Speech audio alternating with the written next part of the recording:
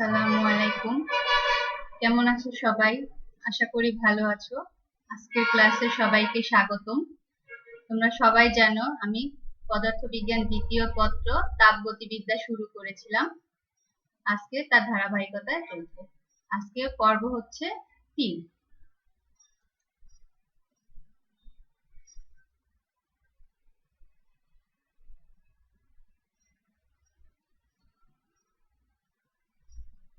দেখো, আমি তাপগতিবিদ্যার প্রথম সূত্র তোমাদের পড়াবো। এখন তাপগতিবিদ্যার প্রথম সূত্র জানার জন্য আমাদের একটা জিনিস জানা দরকার, সেটা হচ্ছে অভ্যন্তরীণ শক্তি বা অন্তস্থ শক্তি। তাহলে আমরা জেনে নিই অভ্যন্তরীণ শক্তি অন্তস্থ শক্তি কাকে বলে। দেখো সংজ্ঞাটা একটু খেয়াল করে দেখো। প্রত্যেক বস্তুর মধ্যে একটা সহজাত শক্তি নিহিত থাকে, যা কাজ সম্পাদন করতে পারে, যা অন্য শক্তিতে রূপান্তরিত হতে পারে। একেই অভ্যন্তরীণ শক্তি বা অন্তস্থ শক্তি বলে। দেখো এখানে দুইটি বিষয় খেয়াল করবা, সেটা হচ্ছে যা কাজ সম্পাদন করতে পারে এবং যা অন্য শক্তিতে রূপান্তরিত হতে পারে, সেটাই হচ্ছে অভ্যন্তরীণ শক্তি। যেমন ধরো তুমি একটা গ্যাস ভর্তি বেলুনে চাপ দিলে, তাহলে কি হবে? বেলুনও ঠিক তোমাকে হাতে চাপ দিবে বা প্রেসার দিবে। এখন সেই তোমাকে যে চাপ দিবে, এই চাপটা কোথা থেকে সে গ্যাসটা পেলো, তাই না? এটা তোমাদের মধ্যে প্রশ্ন আসে না যে এক বেলুনে যদি চাপ দেই তাহলে কি হয়?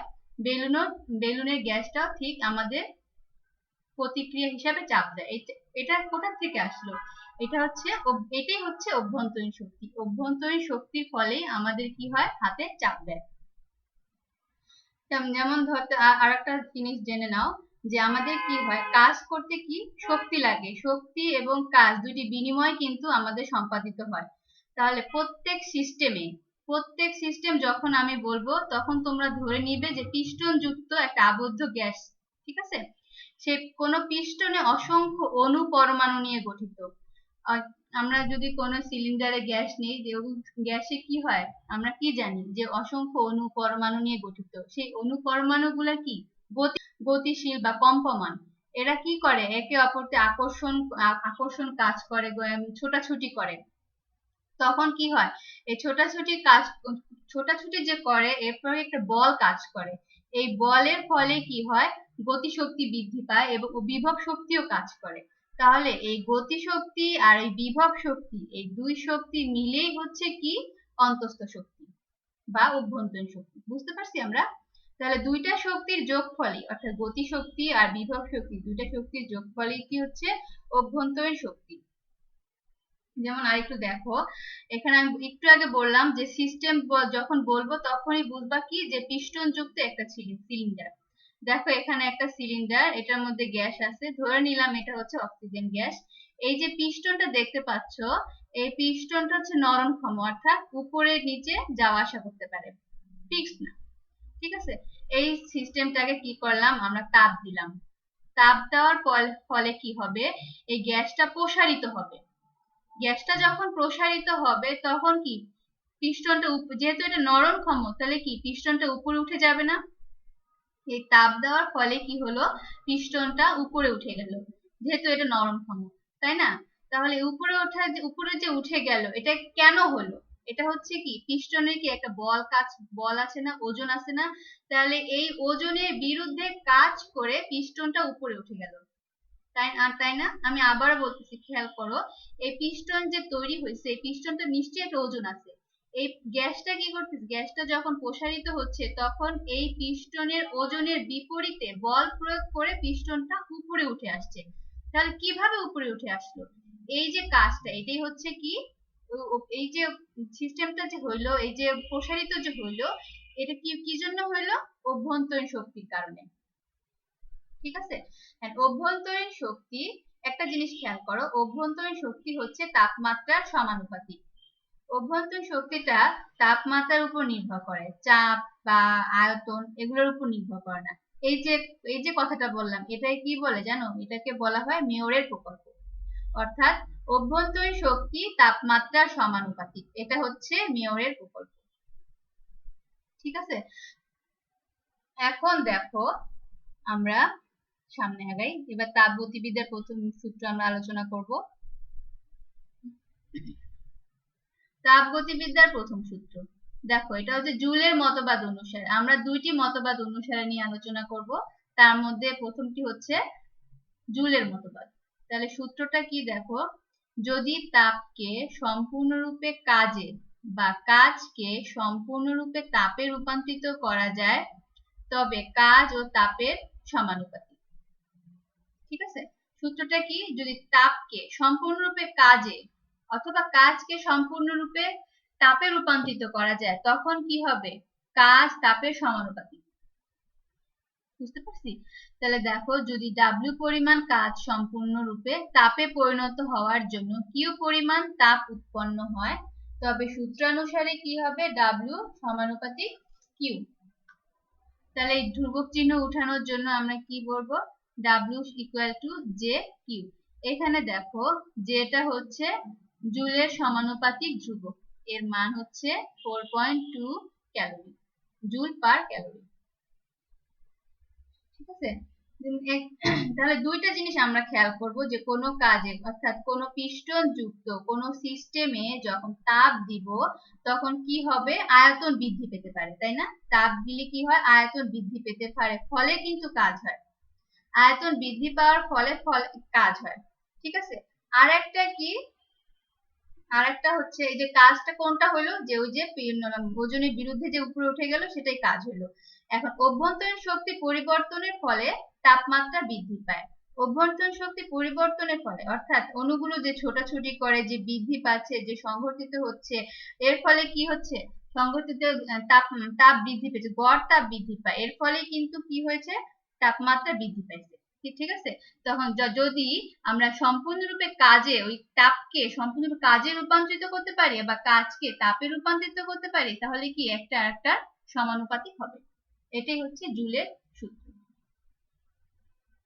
আর একটা সূত্র দেখো, আর ক্লসিয়াস মতবাদ অনুসারে কি দেখো, যখন কোনো ব্যবস্থায় তাপ সরবরাহ করা হয় বা তাপ ব্যবস্থা কর্তৃক তাপ গৃহীত হয়, অর্থাৎ কি তাপ দিব বা কোনো সিস্টেম বা কোনো ব্যবস্থা যখন তাপ দিলাম বা তাপ সরবরাহ করলাম অথবা তাপ সেখান থেকে শুষে নিলাম, এর ফলে কি হবে, কিছু অংশ অভ্যন্তরীণ শক্তি বৃদ্ধি করতে ব্যয় হবে অর্থাৎ তাপমাত্রা বৃদ্ধি করতে, এবং বাকি অংশ বাহ্যিক কাজ সম্পাদনে ব্যয় হবে। তাহলে সূত্রটা কি দাঁড়ায় দেখো, অভ্যন্তরীণ শক্তি প্লাস বাহ্যিক কাজই হচ্ছে এর দুটো মিলিয়ে হচ্ছে কি হবে, তাপ শক্তি সংরক্ষণ সূত্র বলা যায়। অর্থাৎ কি, আমরা জানি কি তাপ যখন রূপান্তরিত হয়, কাজে রূপান্তরিত হয় বা শক্তিতে রূপান্তরিত হয় তখন কি হয়, তখন কিন্তু তাপ যে শক্তির কিন্তু সৃষ্টি বা ধ্বংস নেই, তখন একটা থেকে আরেকটা রূপান্তরিত হতে পারে। এটার দ্বারাই বুঝতে পারতেছি যে তাপের কোনো তাপ শক্তি সংরক্ষণ সূত্র এটা, অর্থাৎ কি বাহ্যিক কাজে বা অভ্যন্তরীণ শক্তি বৃদ্ধিতে ব্যয় হবে কিন্তু কোনো ধ্বংস হবে না। ধরে নিলাম, এটা আমরা গাণিতিক ভাবে কিভাবে লিখতে পারি দেখো, এটা শুধু এটা না, প্রথম সূত্রটাকে এটা কিভাবে গাণিতিক ভাবে লিখতে পারি, যদি কিউ তাপ গ্রহণ করে আর কিউ তাপ হচ্ছে ধরে নিলাম গ্রহণ করলো, আর ডেল ইউ হচ্ছে অন্তস্থ শক্তি বৃদ্ধি, আর ডেল ডাব্লিউ হচ্ছে বাহ্যিক কাজ। তাহলে গাণিতিক ভাবে আমরা লিখতে পারি del Q equal to del U plus del W. এখানে ডেল কেন বলতো, ডেল হচ্ছে এই যখন কোনো সিস্টেমে আমরা যখন অতিরিক্ত তাপ দিব বা অতিরিক্ত তাপ নিব, এটা হচ্ছে কিন্তু একটা পরিবর্তন, অর্থাৎ এই সিস্টেমে কিন্তু আগের থেকেও কিছু তাপ থাকতে পারে বা নাও থাকতে পারে বা কিছু কাজ আগেও হতে পারে না হতে পারে। এজন্য আমরা কি বলবো, আমরা যে কতটুকু দিচ্ছি বা কতটুকু পাচ্ছি সেটার জন্য বা সেই পরিবর্তনটাকে জন্য আমরা এটা ধরে নিলাম ডেল, সবগুলাতে ধরে নিলাম del Q del U plus del W.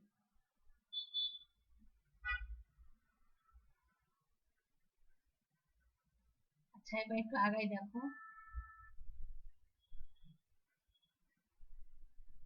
আচ্ছা, এই ছকটা একটু খেয়াল করো, এই ছকটা হচ্ছে তোমাদের ম্যাথ করার জন্য কাজে লাগবে। ঠিক আছে, আমরা কখন পজিটিভ আর কখন নেগেটিভ ধরবো সেটা এই ছকের মাধ্যমে খুব ভালোভাবে বুঝতে পারবো, এবং এটা তোমরা মুখস্থ করে ফেলবে, এটা হচ্ছে অঙ্কের জন্য খুব দরকার। ডেল কিউ, যখন সিস্টেম থেকে যখন তাপ গ্রহণ করবে, সিস্টেম তাপ গ্রহণ করে পরিবেশ থেকে, অর্থাৎ যখন তাপ গ্রহণ করবে তখন সেটা হবে পজিটিভ, আবার যখন তাপ বর্জন করবে অর্থাৎ পরিবেশে ছেড়ে দিবে তখন সেটা হবে নেগেটিভ ডেল কিউ এর জন্য।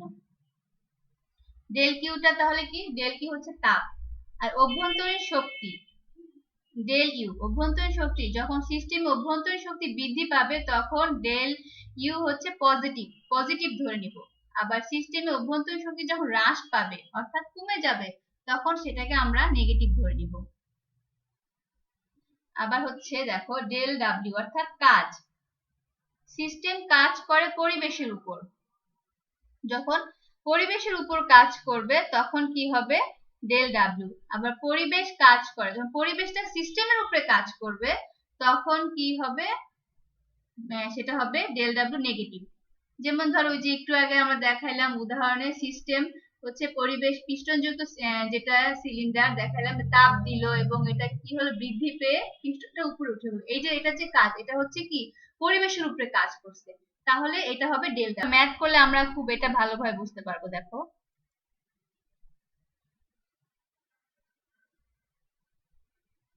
দেখো প্রশ্নটা দেখো, একটি সিলিন্ডারের মধ্যে রাখা কিছু পরিমাণ গ্যাস পরিবেশের উপর 200 জুল কাজ সম্পাদনের সময় পরিবেশ থেকে 500 জুল তাপ শক্তি শোষণ করে। গ্যাসের অন্তঃস্থ শক্তির পরিবর্তন কত হবে? সিস্টেমের অন্তঃস্থ শক্তি হ্রাস পাবে না বৃদ্ধি পাবে, তাই না? এটা আমাদের কি বলছে দেখো, কি কি দেওয়া আছে আগে দেখো। শোষিত তাপ, শোষিত তাপ হচ্ছে কত? ডেল কিউ হচ্ছে 500। আমরা আগাই, দেখো শোষিত তাপ ডেল কিউ হচ্ছে 500, কাজ কতটুকু হয়েছে? ডেল ডাব্লিউ হচ্ছে 200। অন্তঃস্থ শক্তির পরিবর্তন, অন্তঃস্থ শক্তি কি ধরনের পরিবর্তন হচ্ছে সেটা আমাদের জানতে চাওয়া হয়েছে প্রশ্নে। তাহলে প্রথম সূত্র থেকে আমরা কি জানি? ডেল কিউ সমান হচ্ছে del U plus del W. তাহলে যেহেতু আমাদের অন্তঃস্থ শক্তি পরিবর্তনটা জানতে চাইছে, তাহলে এটা এই পাশে নিয়ে আসলাম। Del U equal to del Q minus del W. তাহলে মান বসাই দেই, ডেল কিউ সমান 500 জুল, ডেল ডাব্লিউ হচ্ছে 200 জুল, তাহলে ক্যালকুলেশন করলে হয় 300 জুল। এখানে দেখো ডেল ইউ কিন্তু পজিটিভ আসছে, তাই না? ডেল ইউ কিন্তু পজিটিভ, অর্থাৎ অন্তঃস্থ শক্তির পজিটিভ ধনাত্মক মান, তাহলে কি হবে? অন্তঃস্থ শক্তি বৃদ্ধি পাবে।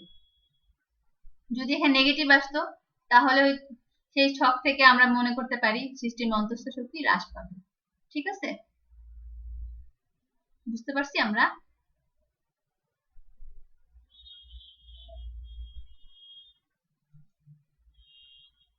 আচ্ছা দেখো, আমরা একটা জিনিস জানবো, সেটা হচ্ছে মোলার আপেক্ষিক তাপ। কোন কঠিন পদার্থ বা তরল পদার্থের ক্ষেত্রে আমরা হিসাবের সময় কি হিসাব করি? 1 কেজি ধরে নেই, তরলের ক্ষেত্রে 1 লিটার ধরে নেই, কিন্তু গ্যাসের ক্ষেত্রে আমরা কোনো ভর নিয়ে পরিমাপ করব না। তখন আমরা গ্যাসের পরিমাণ কতটুকু, গ্যাসে যে কি পরিমাণ আছে সেটা যখন আমরা হিসাব করবো তখনই আমরা মোল ধরে নিব। ঠিক আছে, এজন্যই আমরা ধরে নিলাম মোল। তাহলে মোলার আপেক্ষিক তাপ কাকে বলে? 1 মোল গ্যাসের তাপমাত্রা 1 ডিগ্রি বাড়াতে যে পরিমাণ তাপের প্রয়োজন হয় তাকে ওই গ্যাসের মোলার তাপ ধারণ ক্ষমতা বা মোলার আপেক্ষিক তাপ বলা হয়।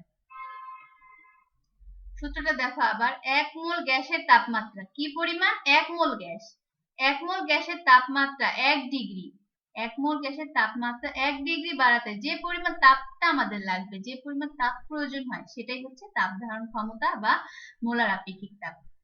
যদি ধরে নিলাম n মোল গ্যাস, n মোল গ্যাসের তাপমাত্রা যদি ডেল বাড়াতে ডেল কিউ তাপের প্রয়োজন হয়, তাহলে ইকুয়েশন আকারে আমরা কি লিখতে পারি? দেখো, মোলার আপেক্ষিক তাপকে আমরা সি দ্বারা প্রকাশ করি। তাহলে C equal to del Q divided by N del T. এখানে ডেল কিউ হচ্ছে তাপ, কি পরিমাণ তাপের প্রয়োজন হয় সেটা, এন হচ্ছে মোল সংখ্যা, আর ডেল হচ্ছে তাপমাত্রা বাড়াতে। তাহলে একক কি হবে? দেখো ডেল কিউ এর একক কি? ডেল কিউ এর একক হচ্ছে তাপের একক জুল, আর গ্যাস কি পরিমাণ গ্যাস, এন মোল গ্যাস, তাই না? ডেলটি হচ্ছে কেলভিন, তাহলে একক কি হবে, জুল পার মোল পার কেলভিন। এই সূত্রটা থেকে আমরা আরো এই যে মোলার আপেক্ষিক তাপ, এই সংজ্ঞাটা থেকে আমরা আরো দুইটি সংজ্ঞা পেতে পারি। দুইটি সংজ্ঞা কি কি?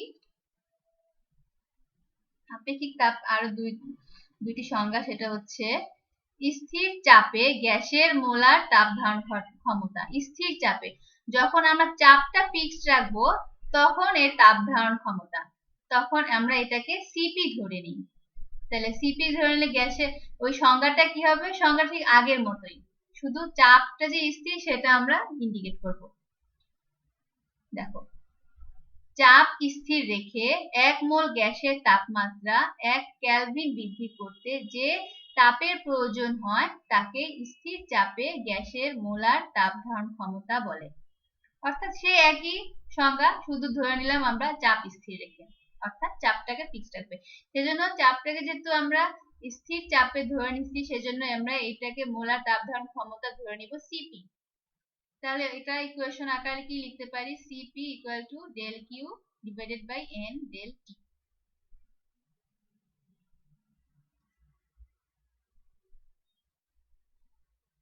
আর একটা হচ্ছে স্থির আয়তনে গ্যাসের মোলার তাপ ধারণ ক্ষমতা। তাহলে এটা এখানে কি কি ফিক্সড রাখবো, কি স্থির রাখবো, আয়তন। তাহলে এটাকে আমরা ধরে নিলাম সিবি। তাহলে সংজ্ঞাটা দেখো এবার, আয়তন স্থির রেখে, আয়তন স্থির রেখে 1 মোল গ্যাসের তাপমাত্রা 1 কেলভিন বৃদ্ধি করতে যতটুকু তাপের প্রয়োজন তাকে স্থির আয়তনে গ্যাসের মোলার তাপ ধারণ ক্ষমতা বলে। তাহলে মোলার তাপ ধারণ ক্ষমতা এটা সিভি। সিভি আমরা কি লিখতে পারি, CV equal to del Q divided by N del T. ঠিক আছে। আচ্ছা, এবার দেখো সিভি কিন্তু সিপি এর থেকে ছোট, অর্থাৎ সিপি বড়। কেন বড় সেটা নিয়ে একটু আলোচনা করি। দেখো, যখন স্থির আয়তনে রাখা কোনো গ্যাসের তাপমাত্রা, অর্থাৎ স্থির আয়তনে যদি কোনো গ্যাস রাখি, কোনো তাপমাত্রা বৃদ্ধি করি, তখন যে পরিমাণ তাপ লাগে, একটু খেয়াল করে শোনো, স্থির আয়তনে রাখা কোনো গ্যাসের তাপমাত্রা বৃদ্ধি করতে যে পরিমাণ তাপ লাগে বা যে পরিমাণ তাপ প্রয়োজন, স্থির চাপে রাখা ওই একই গ্যাস, অর্থাৎ ওই গ্যাসই যতটুকু নিয়েছিলাম সে ওই একই পরিমাণে গ্যাসের তাপমাত্রা বৃদ্ধি করতে তার থেকে বেশি তাপ লাগে। এজন্যই কিন্তু সিপি গ্রেটার দেন সিবি। আরেকটু ক্লিয়ার হও, দেখো একটু ক্লিয়ার হও, শোনো, যে স্থির আয়তনে থাকায় কোনো গ্যাস কি করে, স্থির আয়তনে যখন কোনো গ্যাসকে আমরা তখন কিন্তু বাহ্যিক কোনো কাজ করতে পারে না, ফলে সম্পূর্ণ তাপটা কি করে, সম্পূর্ণ গ্যাসের তাপমাত্রা বা চাপে ওইসব কাজে ব্যয় হয়, অর্থাৎ ওইসব পরিবর্তনের জন্য ব্যবহার করা হয়। কিন্তু স্থির চাপ রেখে যখন গ্যাসটা উত্তপ্ত করব তখন আয়তন তাপমাত্রা বৃদ্ধি করতে ব্যয় হয়। ফলে কি হয়, ফলে তাপ একদিকে গ্যাসের তাপমাত্রা বৃদ্ধি করে আবার বাহ্যিক চাপের বিরুদ্ধেও কাজ করে, অর্থাৎ দুইটা কাজ করে, এই জন্য আয়তন বৃদ্ধি করতে পারে। ফলে এটাই এর জন্যই হচ্ছে সিপি গ্রেটার দেন সিবি। অর্থাৎ বুঝতে পারছি আমরা, খেয়াল করো, স্থির আয়তনে যে পরিমাণ গ্যাসের তাপমাত্রা বৃদ্ধি করব আর স্থির আয়তনে যে পরিমাণ গ্যাসের তাপমাত্রা তার থেকে বেশি তাপ লাগে, এই জন্যই হচ্ছে CP greater than CB. CP আর সিবির মধ্যে কতগুলো সম্পর্ক আছে দেখো।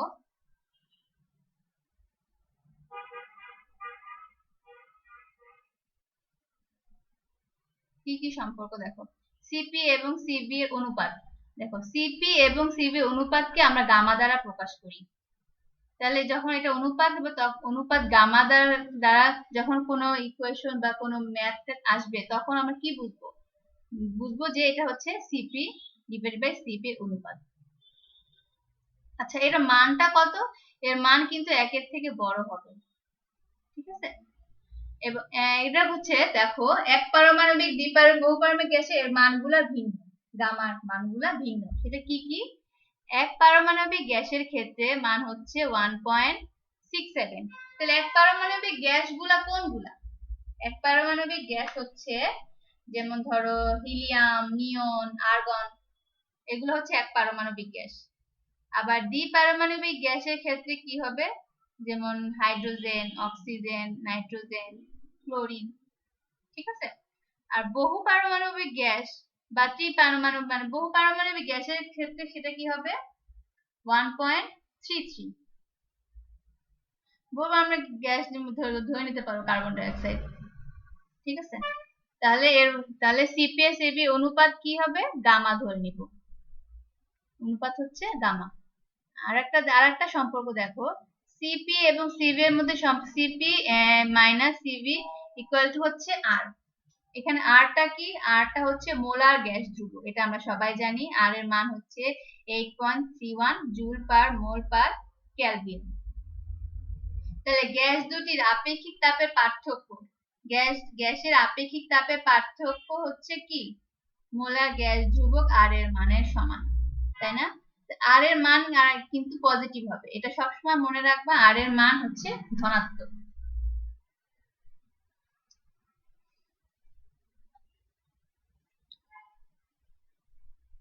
এই সম্পর্কগুলো থেকে তোমাদের একটা ম্যাথ দিয়েছি বাড়ির কাজ, এটা সবাই কমেন্টসে আমাকে হোমওয়ার্কটা জমা দিবে। দেখো, কার্বন ডাই অক্সাইড গ্যাসের জন্য স্থির আয়তনে ও স্থির চাপে মোলার আপেক্ষিক তাপ নির্ণয় করো। দেয়া আছে গামা সমান 1.33 এবং আর এর মান 8.31 জুল পার মোল পার কেলভিন। এখানে কি কি চাইছি আমরা, দেখো সিপি আর সিভি দুইটাই কিন্তু চাইছি। তাহলে কিভাবে বের করবে দেখো, এই সম্পর্কগুলো থেকে বের করবে। দেখো CP divided by CV equal to gamma এবং CP minus CV equal to R, এই দুটো সম্পর্ক থেকেই আমরা ম্যাথে ওই দুটো নির্ণয় করতে পারবো। এটা আমাকে অবশ্যই জমা দিবে।